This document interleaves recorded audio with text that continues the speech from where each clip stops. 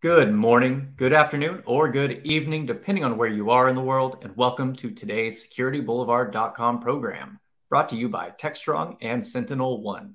My name is Cody J. Brown. I'm the host of Techstrong Learning, and we have an exciting presentation ahead. First, I do need to cover just a couple of housekeeping notes. Today's session is being recorded, so if you have to miss today's program, maybe you have to leave early, maybe you want to rewatch or share with a friend, the on-demand program will be made available shortly after we conclude our live session today. If you have any questions, and of course we really hope you do, we want you to send those in to us using the Q&A tab on the right side of the screen. That's also where you'll find a couple of other tabs. We've got our chat tab where we want to use that for more general conversation. Let us know your thoughts throughout today's program, or maybe just from where you're tuning in. We do have a couple of polls we'll be launching throughout today's program, so we do really want your participation there. And a copy of the slides has been made available in the handout section, as well as a link to a demo request, so feel free to download those at your own leisure. And of course, before we close out, we are giving away 4 $25 Amazon gift cards, so be sure to stick around for the duration of our program. So our conversation today is debunking common myths about extended detection and response. And I'm joined by Neil Binney, Head of Information Security and Compliance at Morgan Sindall Group, and Antonio Vasconcelos, Technology Strategist at SentinelOne. So Antonio and Neil, thank you both so much for joining me. Would you like to get us kicked off? Thank you, Cody. Yeah, let's go. And I'd like to say a big thank you to Neil to be our guest today in this very straight conversation about exactly what is XDR and some of the myths that actually circle around it.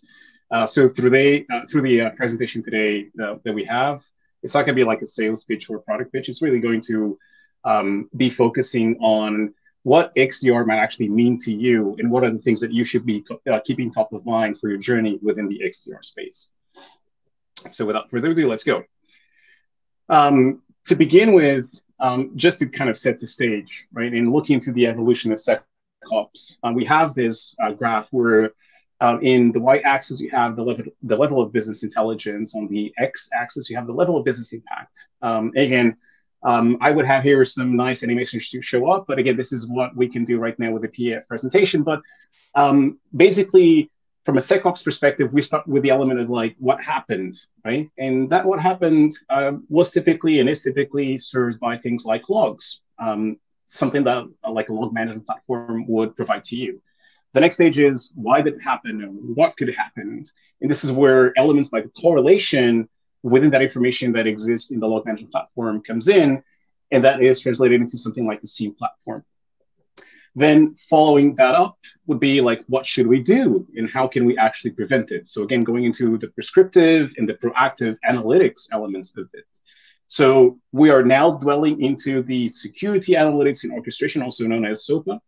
And this would be like the end-to-end and the evolution that eventually we are all walking towards from a SecOps perspective.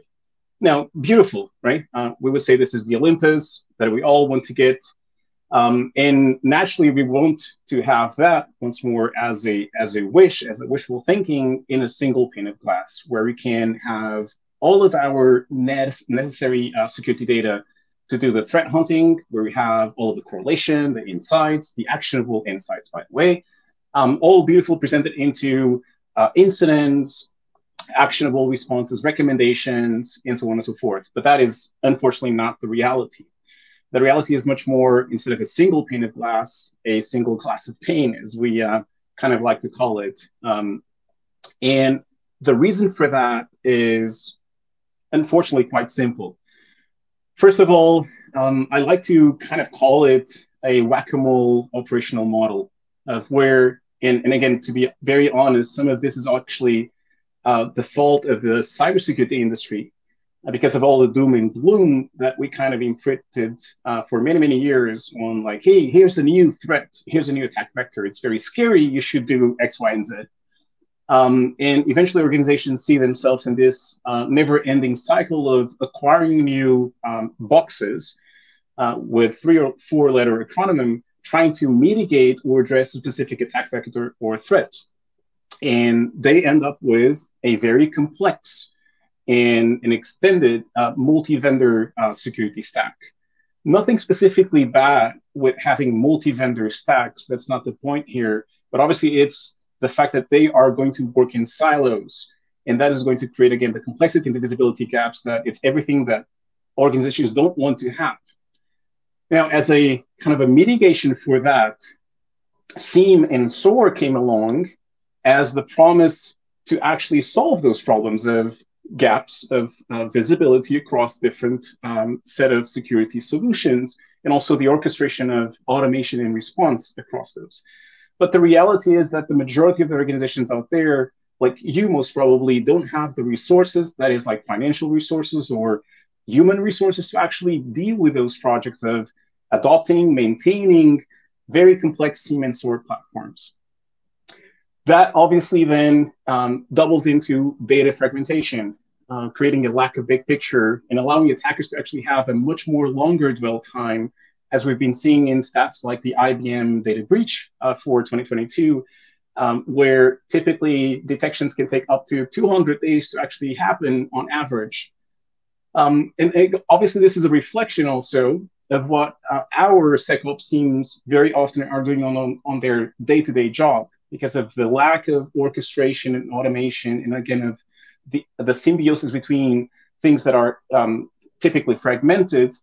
It ends up being the human element powering the technology and not the opposite. So we have SecOps teams wasting valuable time doing manual stitching and manual actions against things that are individualized, not contextualized, to try to obviously cope with the challenges at hand.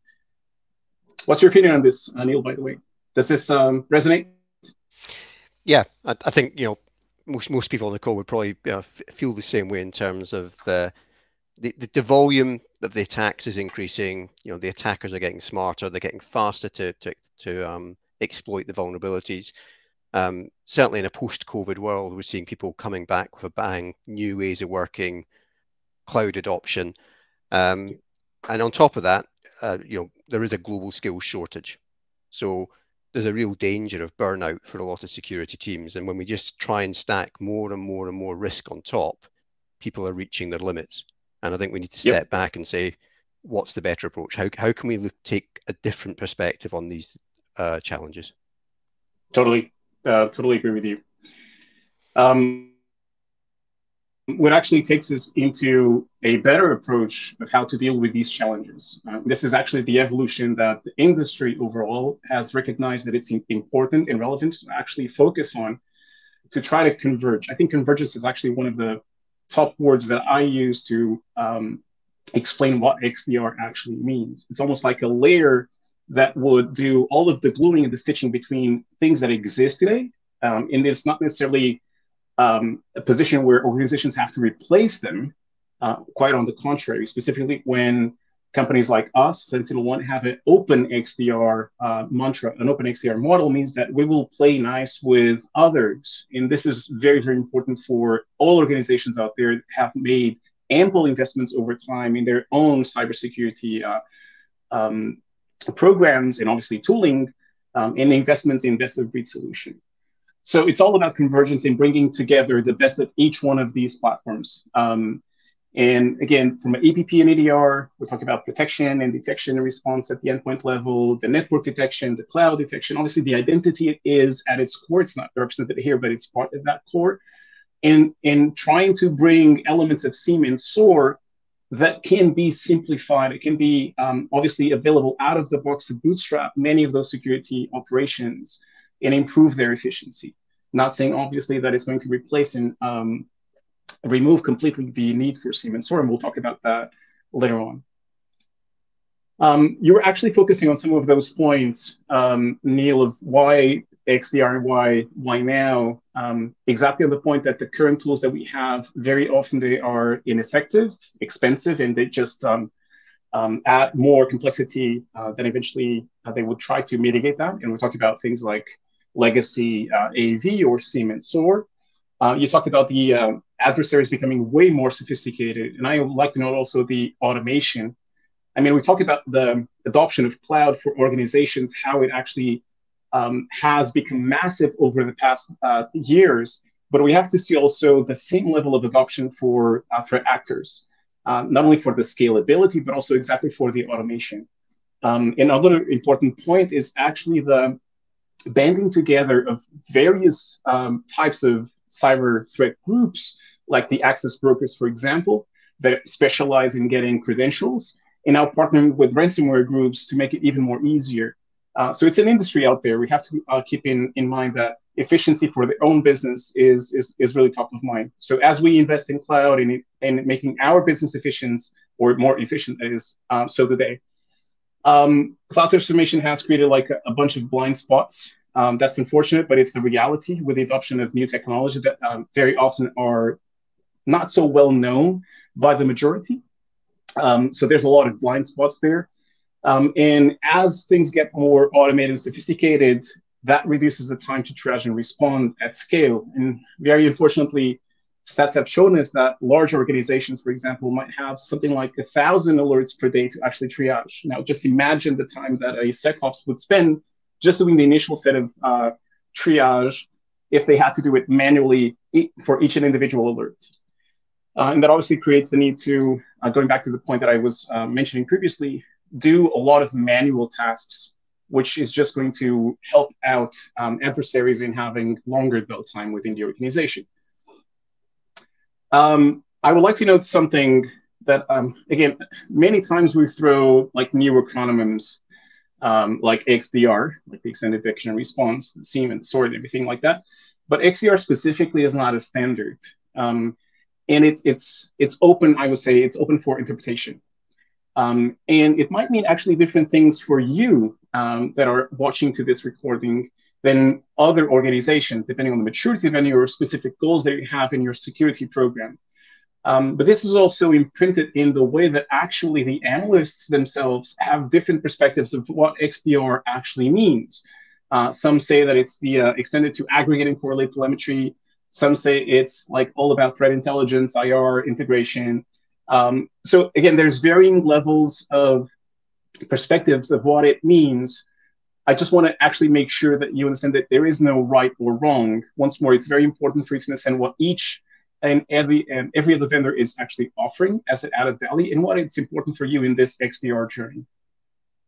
Neil, what's your view, by the way, on what XDR means, at least for you as a CISO?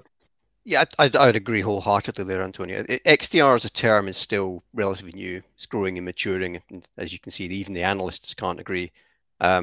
We view it as an approach, not a product. So no one's going to sell you XDR. I think as well, there's a word of warning that as CISOs, we're overwhelmed with jargon and marketing terms. You've got ZTNA, SASE, EDR, NDR, XDR. And when you're trying to then create a business case and talk to the board, if their eyes glaze over, then you know that you've gone too far down that jargon route. So it's all, how do you put it in the business context? So don't get carried away with XDR. Just try to understand the approach as opposed to the product. Definitely. And actually, you touched the SASE, the ZTNA, the XDR. It's also important to mention, in my perspective, that many of these things, they are complementary. They're actually part of the grander strategy that eventually a security program should actually have. But each one is trying to address a specific problem area of establishing that security program. It's not like XDR overlays or overlaps with ZTNA. There's actually a complementary effort there. And another point that you were mentioning, like SentinelOne specifically, we sell a platform. And that platform is obviously a vision for customers. And depending on the maturity of the customer, we have varying levels of what they can actually achieve in terms of XDR. And that platform and vision is obviously constantly evolving also, because as anyone, and we definitely are trying to define what XDR means to the overall market. All right. But I mean, there's one ample thing where everyone is in agreement.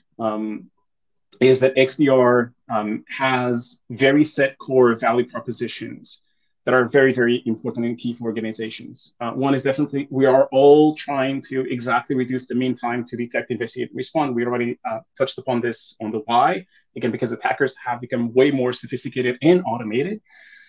We need to reduce costs. I mean, we understand not only the present, but current macroeconomics, the geopolitical effects, collapsing costs, is not only driven by these factors more than ever, it's obviously being forced by that, but it's a natural evolution of each organization of trying to do more with less.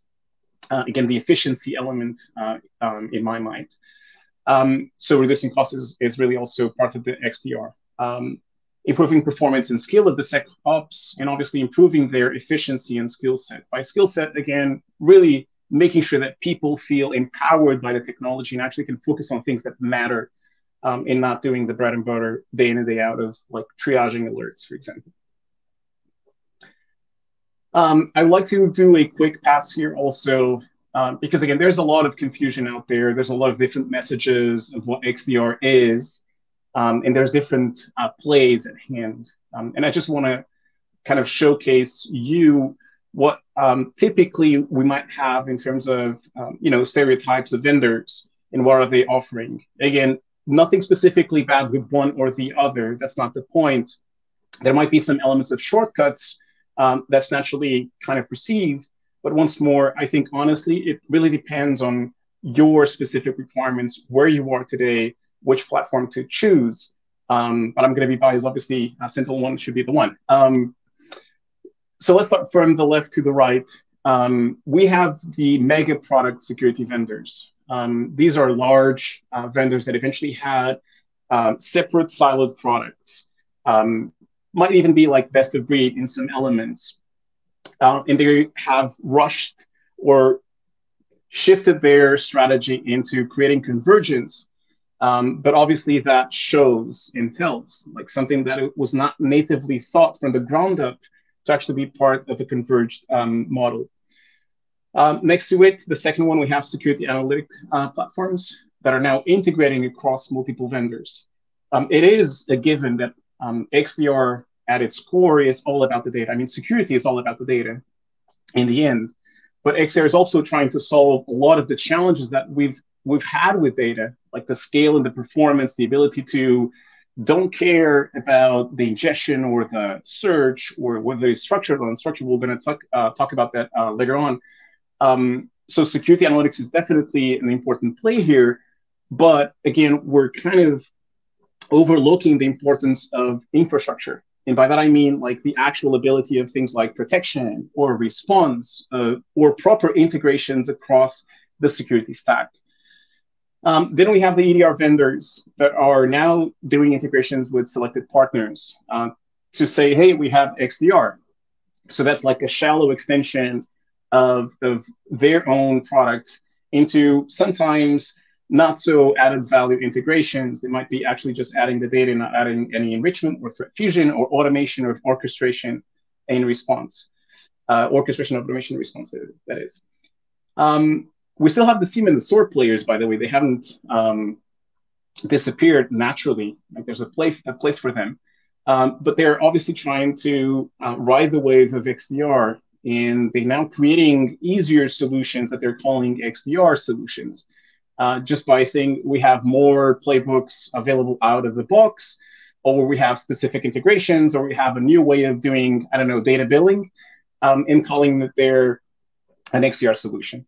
Last but not least, we have MSSPs that over the decades, for sheer requirement, have created their own bespoke tooling to stitch data across different vendors, different tools, and now their own tooling is being sold in as a service, that is, in being named as XDR.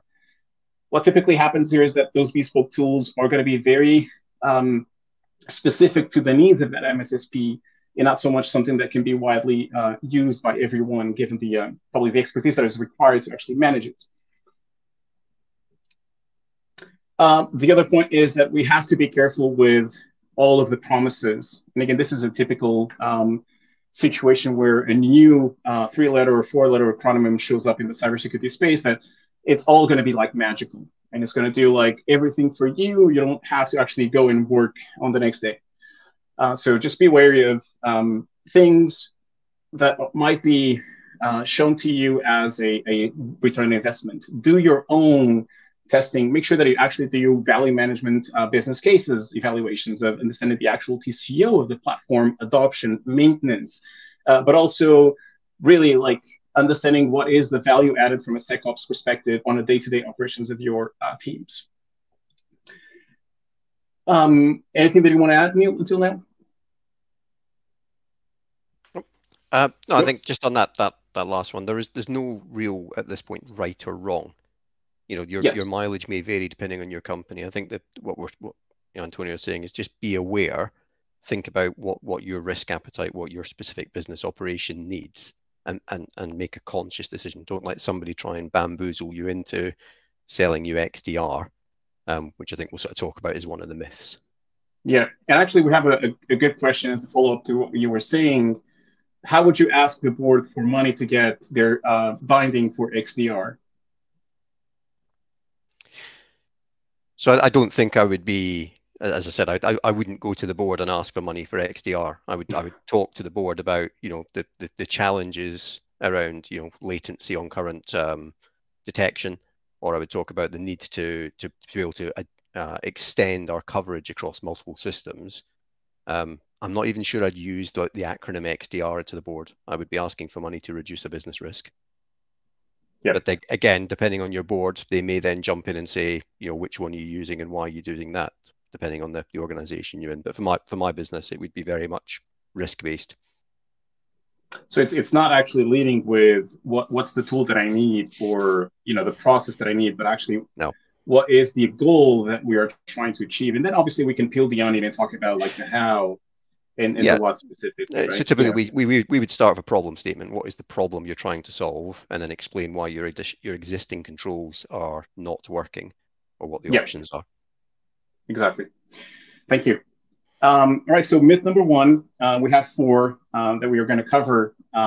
First one that we typically listen is, all right, so XDR can exist without a solid EDR foundation.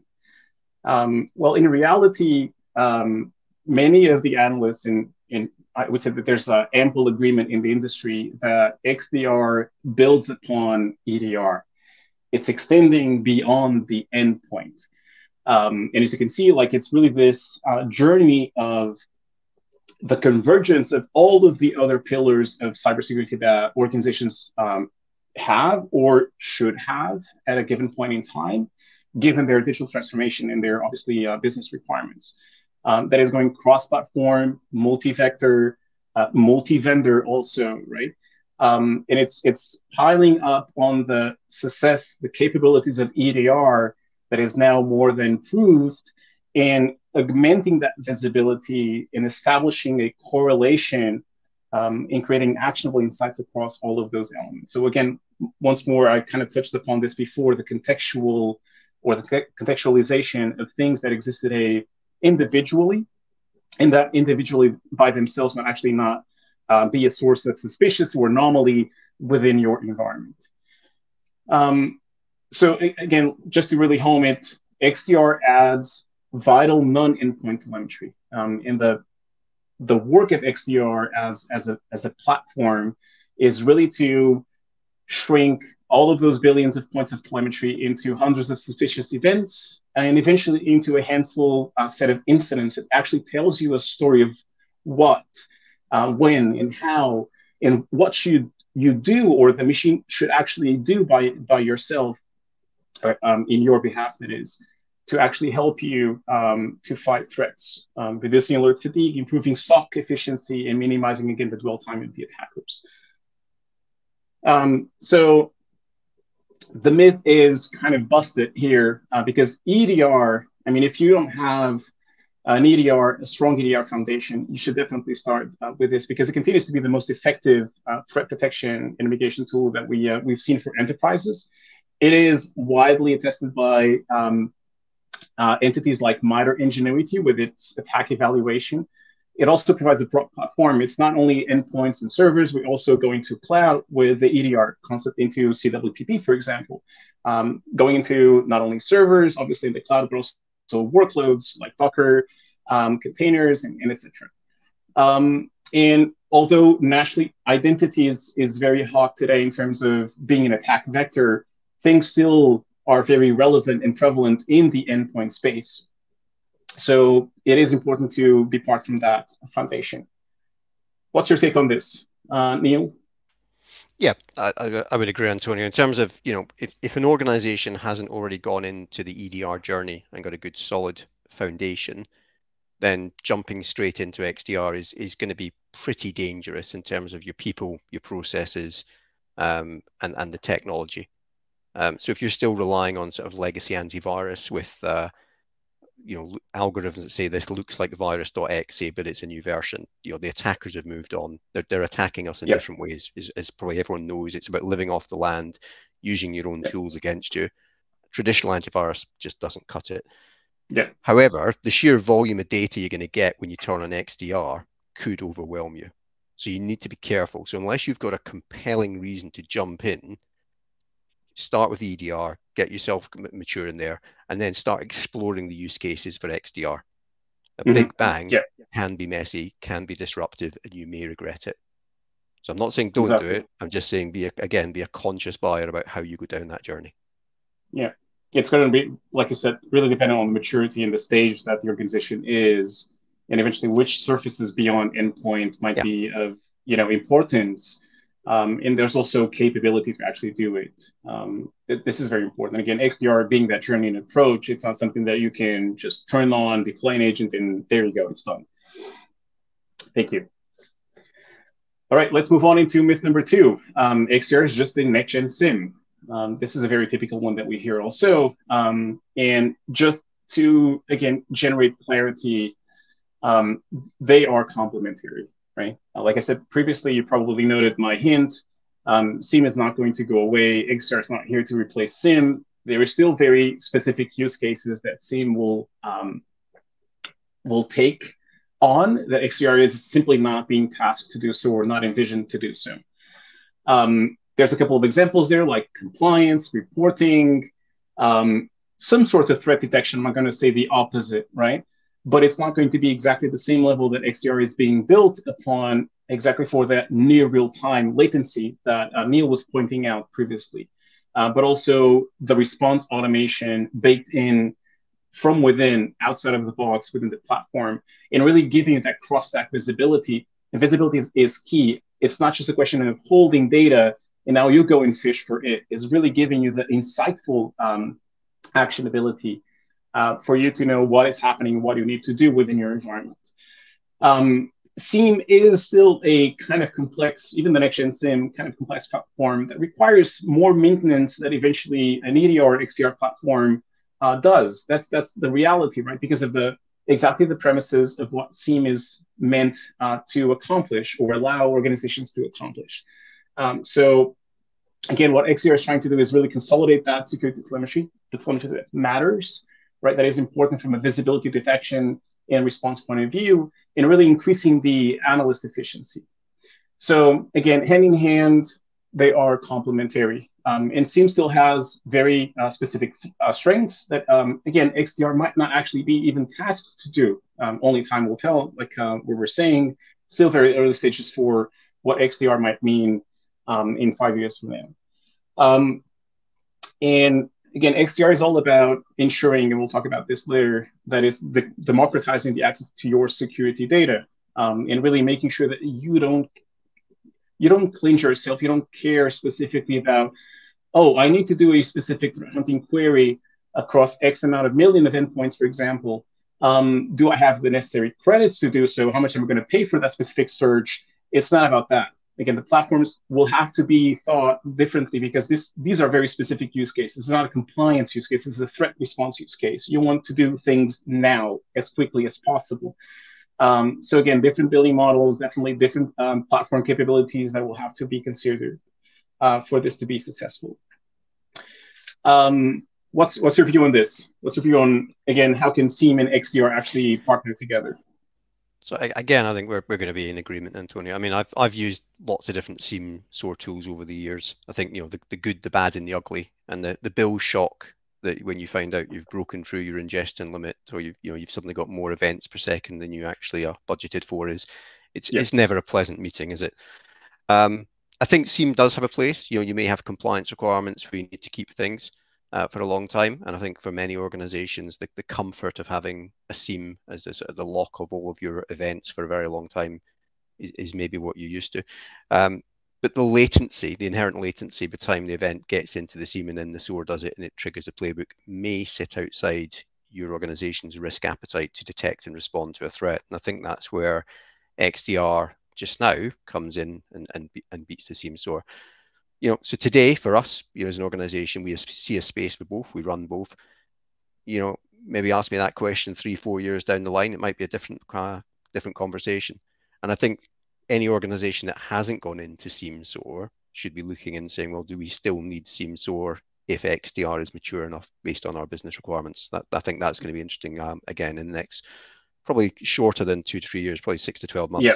People will jump straight into XDR as opposed to going through the pain of SIEM.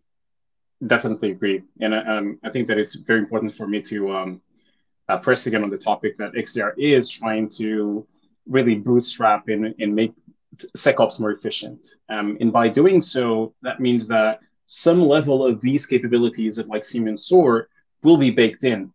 But it's not, again, the task of recreating SIEM or copying SIEM and SOAR as a platform and a product into XDR. For more complex, playbooks, orchestrations, things that eventually don't fit like the majority of the use cases, that they might fit only your specific use case within the organization. SOAR will have its definitely saved place, right? And it might be a question even of doing SOAR for various other tasks and not only security. That's also a use case, definitely. So again, going back to the complementary element, I think it's really important and top of mind. Thank you. Let's move on. All right, myth number 3 out of 4. Automated response means loss of control. It's not necessarily something new that I've heard, to be honest. The same thing kind of started showing up with EDR as EDR started to bundle in some of the automation capabilities that we might see today. And we definitely, from a company perspective, we're very focused on solving that problem of automating the response and remediation of alerts and incidents so that it actually was not a burden into the SecOps.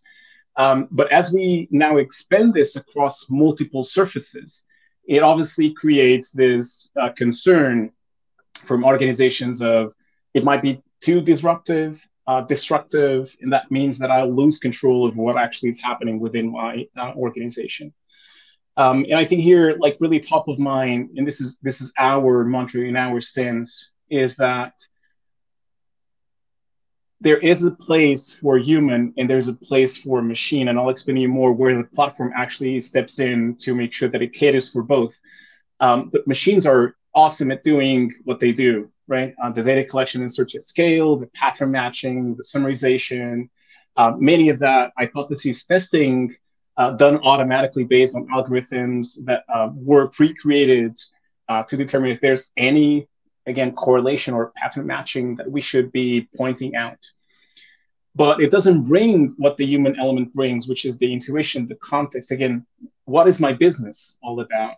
What day is today? What day is today for my business specifically, right?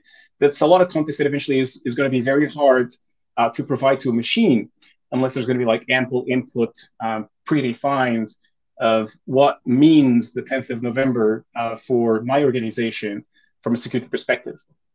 The ethics, the creativity, the strategy.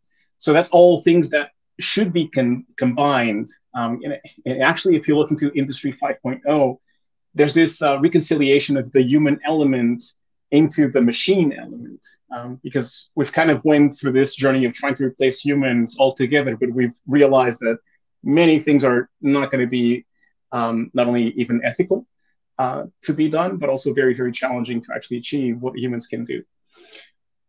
And so, again, there is this perspective, again, from the platform, as I was saying, of prescribed guidance, and that guidance learning as it is being inputted with a yes or no or specific other elements from the human element. So keeping the human in that loop to gain the confidence is crucial as the platform learns what is safe to be automated or not, and learning exactly on that prescribed guidance that was offered, what should be employed automatically on the next time eventually.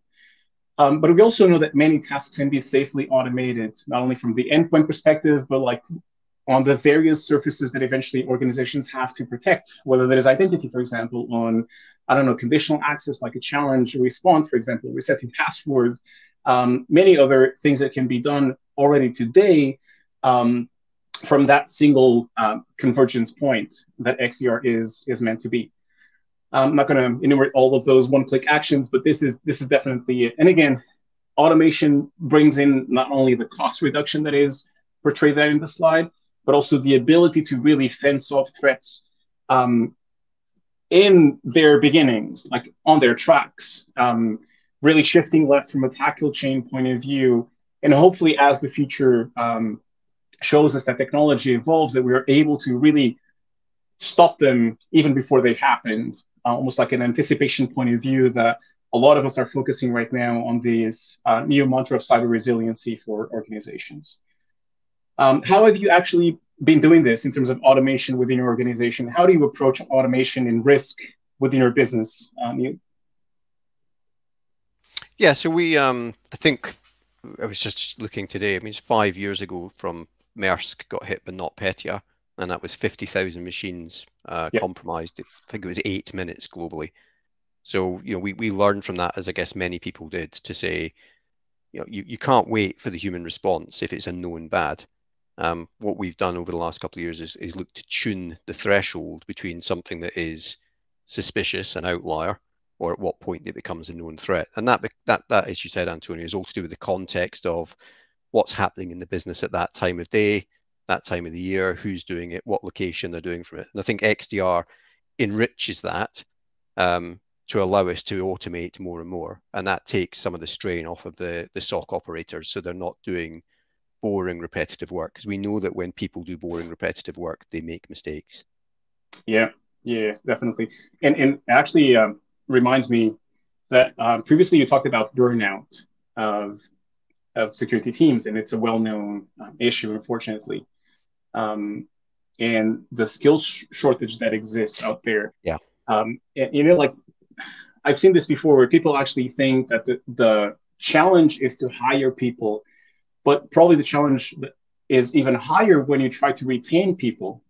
And if you have people that are trying to exactly just do bread and butter day in and day out without actually any value for themselves in terms of learning, progression of career, but also value for the business, not only the burnout, but also the possible attrition that companies have on retaining that talent.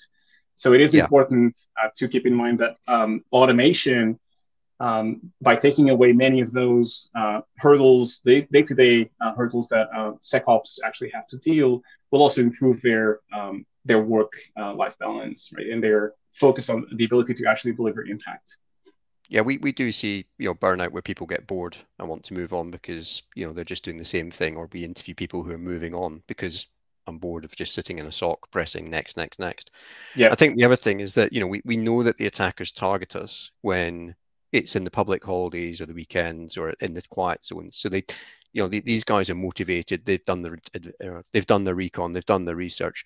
They will try to attack you when your cheapest, most junior, youngest staff are working, not during the day when the senior guys are around. So the more you can automate and understand that the attack patterns, the better chance you got of fending them off. Yeah, and that's a very good point, because not every organization out there has a 24/7 SOC. Indeed, working for them. Yeah, so that's a very important point, definitely. Thank you.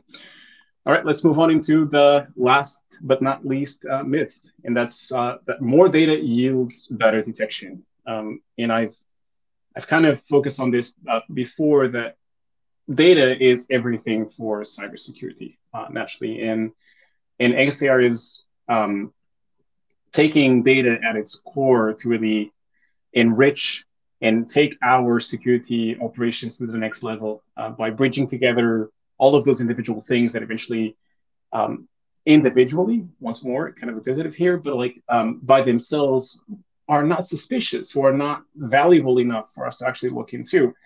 That's the actual, really like all holy grail, I would say, that we are going to be able to achieve by bridging all of those different perspectives and data silos that we have today, right? Exactly those disparate data silos that not only from a data silo point of view, but actually sometimes different teams within organization, different SecOps teams, different security engineering teams actually working in each one of those elements, almost like if it was an island, completely siloed from each other. And then it's not only a question of insight correlation or event correlation and insight extraction, it's also like case management, handling across different teams to actually get things done in eventually fence off a existing threat that is ongoing. And actually, there's a data point there that 60% or 66% of customers admit that siloed tools lead to misdetections. And I mean, this is obviously without a surprise for anyone. Plus, there's the other element also that data, again, being at the core for cybersecurity, we understand that there is this triad, very complex triad to keep a balance on between the performance, the scale, and the cost, right? And this is exactly what XDR is trying to do, is really democratizing the access to the security data. Plus, the other element that I think is also very crucial for us to point is that not all data is created equally, right? There's going to be like different sets of volume, different sets of value of data. We're not going to go through each and every bit here in this table. That's not the point. But obviously, we can talk about a specific example, like the authentication failure there, Neil. What's your viewpoint there on that specific event being ingested, for example? You can see it's like low volume, but a medium value. Versus, I don't know, something on a operational log for my containers that has probably like a very low value from a security point of view. I think it's all about context, Antonio. You know, you suddenly see millions of authentications a day, but who's authenticating? Is it a service account that's failing to authenticate on RDP? We've all seen the MFA fatigue attack. So actually seeing multiple MFA timeouts to an admin tells you that someone's attacking you.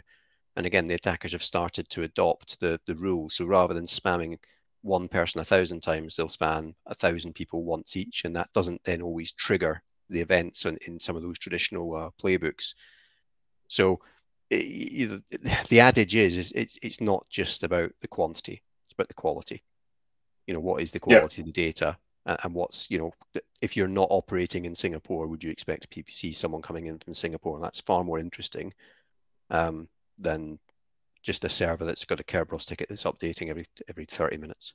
Or every 30 seconds, exactly, from a volley point of view. Totally. Obviously, not the Kerberos ticket is going to update every 30 seconds, but that was another example. Definitely quality versus quantity. And, you know, like the reality is that history has shown us, even way before this XDR being a thing, that the more mature organizations out there with more capacity, again, financially and resources, like human resources, actually try to delve into the element of security data lakes to try to achieve exactly that unification of all those insights that eventually they might have, sometimes with very low volume, low value but high volume, and trying to have it in a single place, and then doing threat hunting or trying to do some sort of more sophisticated kind of detection algorithm on top of that. But the reality actually shows us, and you can see the stats over there, that 52% of the enterprises that had a cyber security data lake project, 60% of them actually failed.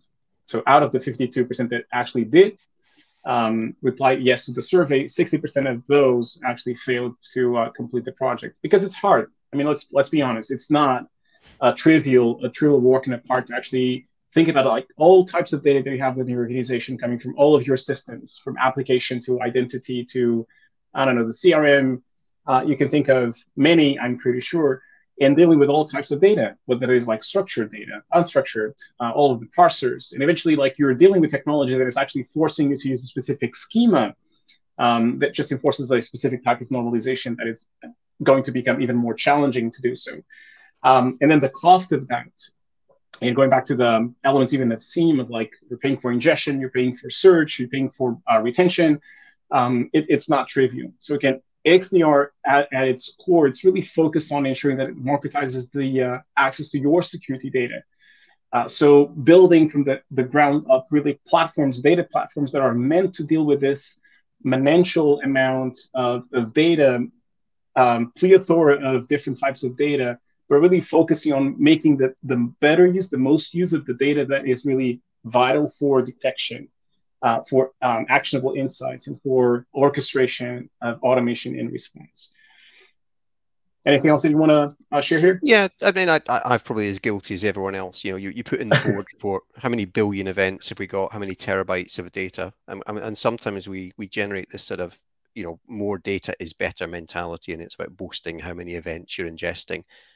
And I think what XDR does is it gives us an opportunity to step back and say, well, what's the purpose of this? If you're keeping that data for a long time, that's a big cost.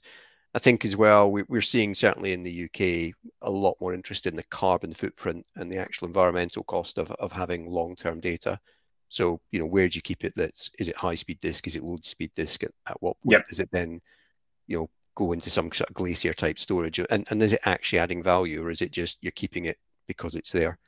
For compliance, so it lets us, for compliance perspectives, and do they really need it? Yeah. So I think this one's busted for me. And the other element that I would like to add, just to finalize here, is that XDR by itself, and specifically, as I mentioned, like us, it's at One, we're an open XDR platform, meaning that we play nice with others. Our platform has a bunch of integrations available outside of the box.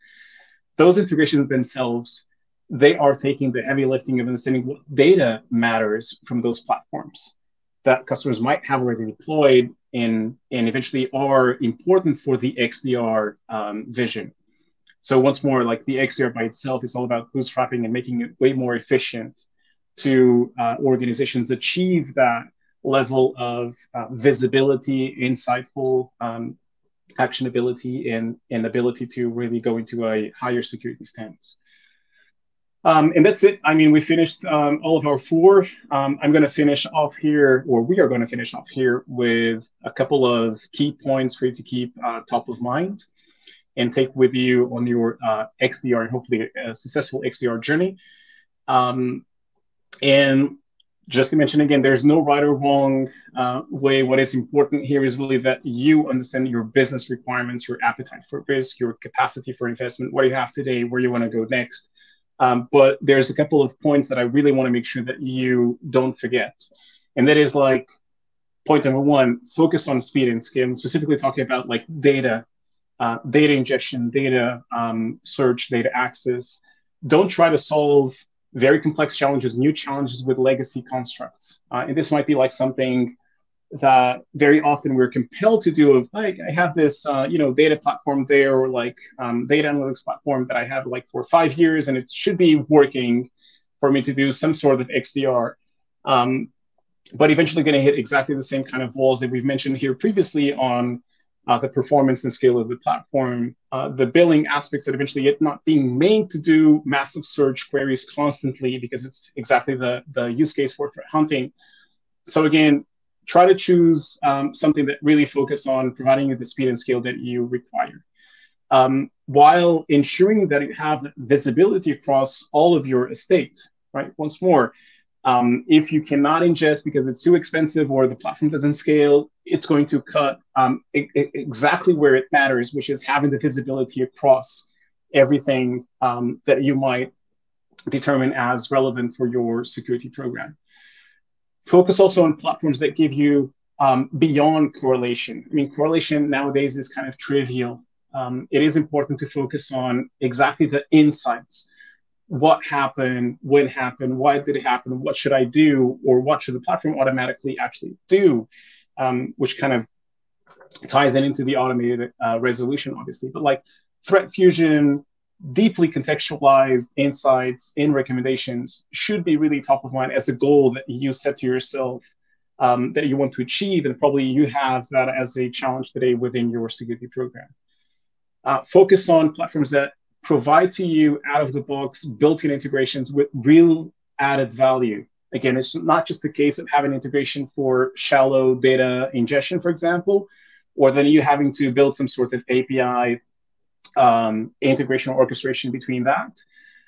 Focus really on platforms that provide you the integration with like frictionless, no code, meaning like one click button, but that actually brings you back that data ingestion, selective data ingestion capability of what data matters, giving you the threat fusion, but also the orchestrated, automated orchestrated response across all of the surfaces that eventually it is important for yourself. Automated resolution, we've kind of touched on that point already. And once more, XDR is all about reducing complexity. It's not about augmenting complexity. And a lot of the times we hear about like consolidation being top of mind for CISOs and for CIOs. Naturally, like this is important. But XDR doesn't necessarily mean that you'll be collapsing existing things. It might, obviously, but it might not also. It might be actually telling you that you are converging what you have today into a much better security operation plane that allows you to be way more efficient and still maintaining the investments that you have today without even collapsing to a single vendor, for example. But it really depends on the use cases that you have, depends on the technologies that you have, depends on the requirements that you have. So it's a case-by-case point here. And Neil, I mean, what's your view on this? What other things would you eventually recommend people to take as a key takeaway top of mind? Great summary, Antonio. I think there's a few bits and pieces I might add in there. So, there's been a couple of really good questions in the chat about what is XDR. I think for us, XDR is an immature developing term. What it actually ends up being is a formal definition. With time will tell. It's certainly not a product that you'd buy today as a part number or a SKU in a purchase order. So for us, and your mileage may vary, it's more of a mindset, it's more of an approach. It's about, I think someone said, is it an informal interoperability methodology for EDR? Yes, but it's a bit more than that for us, but that's a great starting point. I think the other thing is, we're starting to see the attackers, they're targeting operational technology, Internet of Things. So don't forget about that as part of your attack surface, because every time we protect part of the estate, the bad guys go and look somewhere else. So you need to try and be ahead of them. And I think the other thing that we see with certainly the return to work post-COVID and what EDR, XDR helps us to do is, how do we protect our own staff in the operations area, but also how do we meet the needs of new people coming in, wanting to work in innovative ways. And it's about how do we attract people into our organizations from that younger generation and create a safe place for them to innovate where you can step in at the point when they reach that threshold of barrier. So when you do start your journey to a successful XDR journey, just always think about if you bring down the gates and you stop people from innovating, then you're going to lose people in the business as well as in your SecOps. So yeah. That's something you always think at the back of your mind. That's unfortunate. Unfortunately, very typical where security constrains innovation. But the reality is that security well done is actually adding competitive edge, as you were pointing out. Can I actually allow my workforce to do this safely and feel safe doing so, innovating without having those constraints implemented? That's for sure. Well, and this is it. We've basically got to the end. If you are interested or curious to know about our specific XDR vision and how can we help you with our XDR platform in your security journey, feel free to drop us a request in our website to do a demo, and we'll reach out to you. To me, it was a pleasure to be here with you, Neil. Once again, thank you so much for your collaboration. Thank you very much. Open up for questions. Thank you.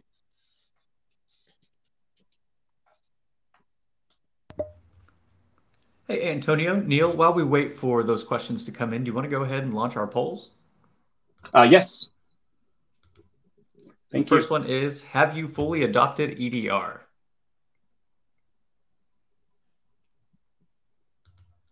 And while we wait for those results, we can go ahead and start tackling some questions. Yeah, don't be shy if you have questions. Straight answers only.